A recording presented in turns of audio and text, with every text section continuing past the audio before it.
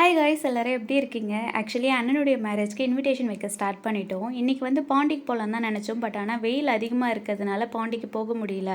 So உள்ளூர்லேயே வைக்க start பண்ணலாமேன்றதுனால உள்ளூரில் இருக்க தீவனூருக்கு தான் போயிருந்தோம். தீவனூரில் முல்லாப்பாளையம்ன்ற கிராமத்துக்கு போயிட்டோம். ஆக்சுவலி கிராமத்துக்கு போகிறோன்னு முடிவு பண்ணதுக்கப்புறம் நான் வரேன்ட்டு எங்கள் அம்மாட்ட சொன்னேன், அண்ணன் வேணாம் நானே வரேன், எனக்கு தான் வந்து கிராமத்துக்கு போகிறதெல்லாம் ரொம்ப பிடிக்கும். நிறைய செடி கொடி மரம் கீரைங்கள்லாம் நிறையா இருக்கும். ஸோ எது வேணுமோ நம்ம பறிச்சுட்டு எடுத்துகிட்டு வந்துடலாம்ல. ஸோ அதனால் அம்மாவை கூட்டிகிட்டு முல்லாப்பாளையம் கிராமத்துக்கு போயிட்டேன். உள்ளே அந்த ஊருள்ள என்ட்ராகும் போதே வந்து நிறைய மாமரம், பப்பாளி மரம், வாழை மரம்னு சொல்லிட்டு நிறையா இருந்துச்சு. எனக்கு ரொம்ப பிடிச்சிருந்துச்சு. ஏதாவது பறிக்கலான்னு பார்த்தா அவங்க வீட்டு ஆளுங்களாம் வந்து திட்டுவாங்கல்ல. ஸோ அதனால் எதுவுமே பறிக்கலை. கேட்டு பறிக்கலான்னு பார்த்தாலும் இல்லைன்னு சொல்லிட்டாங்கன்னு ஒரு மாதிரி அசிங்கமாயிடும். ஸோ அதனால் நான் வந்து எதுவுமே பறிக்கல, அப்படியே போயிட்டேன். எங்கள் ரிலேட்டிவ் வீட்டுக்கு போனதுக்கப்புறம் வெளியே பார்த்தா நிறைய செடி இப்போ தான் வச்சுருந்தாங்க. ஸோ அதெல்லாமே வீடியோ எடுத்துகிட்டு இருந்தேன். கொஞ்சமாக வந்து மிளகாப்பழம் செடி 2 இருந்துச்சு. அதுலேருந்து 4 பழம் மட்டும் 2 செடியிலேருந்து பறித்து எடுத்துக்கிட்டேன். ஏன்னா அது செம்ம ரெட்டாக சூப்பராக இருந்தது பார்க்கறதுக்கே.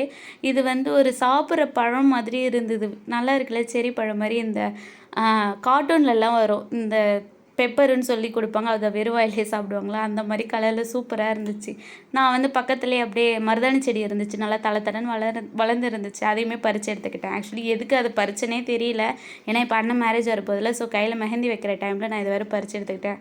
சரி ஓகே, இது யூஸ் பண்ணிக்கலாமேன்னு சொல்லி எடுத்துகிட்டு வந்துட்டேன். அப்படியே நிறைய ஸ்டார்ட் பண்ணிவிட்டு போயிட்டே இருக்கும்போது மாந்தோப்பு வந்துச்சு. சரி ஓகே, போய் 2 காய் மட்டும் கீழே விழுந்தாலும் சரி, மரத்தில் இருந்தாலும் சரி, 2 மட்டும் எடுத்துகிட்டு வந்துடலாமேன்னு போயிட்டோமா. நாங்கள் சவுண்டு போட்டதில் வந்து அங்கே காவல் காக்குறவங்க எழுந்து வெளியே வந்துட்டாங்க. எதுக்கு இங்கே வந்தீங்க அப்படின்னு சொல்லி திட்ட ஆரம்பிச்சிட்டாங்க எங்களுக்கு ஒரே பப்பி ஷேமாயிடுச்சு, அசிங்கமாயிடுச்சு. அதுக்கப்புறமா அவங்கக்கிட்ட சொன்னோம், இல்லை வீடியோ எடுக்க தான் வந்தேன்னு சொல்லிட்டு. சொந்தக்காரங்க வீட்டுக்கு வந்தோமா போனோமான்னு இருக்கணும், இந்த மாதிரிலாம் இன்னொருத்தங்க இடத்துக்கு வரக்கூடாதுன்னு சொல்லி திட்டாங்க. எங்களுக்கு ஒரே அசிங்கமாச்சு. இருந்தாலும் அப்படியே 2 மாங்காய் அவங்களுக்கே தெரியாமல் பறித்து எடுத்துக்கிட்டேன். இன்னொரு மருதாணி செடி பார்த்தேன்னா, ஸோ அதுலேருந்து கொஞ்சமாக பறித்து எடுத்துக்கிட்டேன். அப்படியே சங்குப்பூவையும் பறித்து எடுத்துக்கிட்டேன். ஏன்னா இதில் வந்து டீ போட்டு குடிக்கலாமேன்னு சொல்லி ஒரு ஐடியா. ஸோ அதனால் பறித்து எடுத்துக்கிட்டேன். சுண்டைக்காய் செடி இவ்வளோ பெருசாக நான் பார்த்ததே இல்லை. ஒரு செடியிலே கிட்டத்தட்ட வந்து 1/4 கிலோவுக்கு மேலேயே இருந்துச்சு சுண்டைக்காய். சாரி, 1/4 கிலோவில் 1/2 கிலோவுக்கு மேலேயே இருந்துச்சு. அந்தளவுக்கு கொத்து கொத்தாக இருந்தது. யாரும் பறிக்க மாட்டாங்கன்னு நினைக்கிறேன். அப்படியே முடக்கத்தான் கீரையும் பறிச்சுட்டு பக்கத்தில் அந்த ஆயா கிட்ட வந்து முருங்கைக்கீரை கேட்டுருந்தோமா. அவங்க இல்லைன்னு சொல்லிட்டாங்க. அப்புறம் என்ன நினச்சாங்கன்னே தெரியல. அவங்களே வந்து பறித்து கொடுத்துட்டாங்க. எல்லாத்தையுமே பறித்து எடுத்துக்கிட்டு வீட்டில் போய் சொல்லிட்டு கிளம்பலாமே பார்க்கும்போது அவங்க வடுமாங்காய் ஒரு கவரில் போட்டு கொடுத்தாங்க. அதையுமே எடுத்துக்கிட்டேன்.